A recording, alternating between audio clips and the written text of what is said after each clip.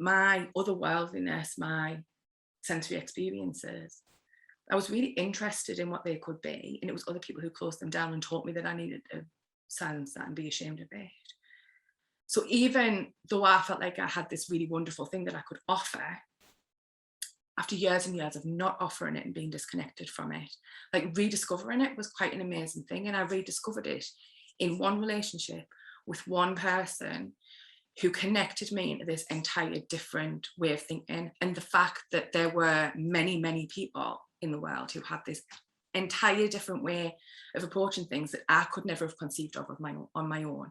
And I could never have conceived of in the place that I grew up and that I came from, if you know what I mean. And that this thing started with the telling of these stories, but started with the question, with me asking about them and me asking, like, so do you see things like this? Or like, and being curious about somebody else and somebody else trusting me with their experience, even though my frame for my experiences and my frame for what this thing was very much mental illness. Oh, well, that's illness. Oh, well, that's biology. And just patience and trust and time, and that connection and relationship becoming a humanizing experience for me, because then all of a sudden I'm asking questions about myself, and the discovery that something that I'd continuously been told wasn't acceptable might actually find a place where it was accepted and could be something else.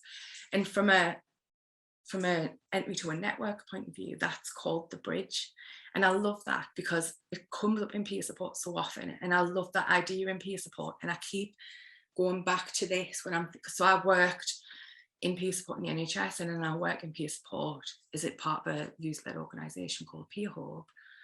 And my thing in the NHS was like, peer support needs to be the bridge out. It shouldn't be used to keep people in. It needs to be the bridge out. And trying to explain that bridge out isn't about discharge, that bridge out isn't about retracting support, but that it's introducing people to a community that can wrap around them because they want them to be part of their community rather than services who are obliged. Or that, and I say that tongue in cheek, but I do also appreciate there's an element of truth in that the services are obliged to help, whatever that then looks like on the other side of that. And around these kind of like really significant relationships about liberation and release, and then the discovery of what happens afterwards, and the discovery of humanity and community that is just not possible when you're trapped in service type relationships.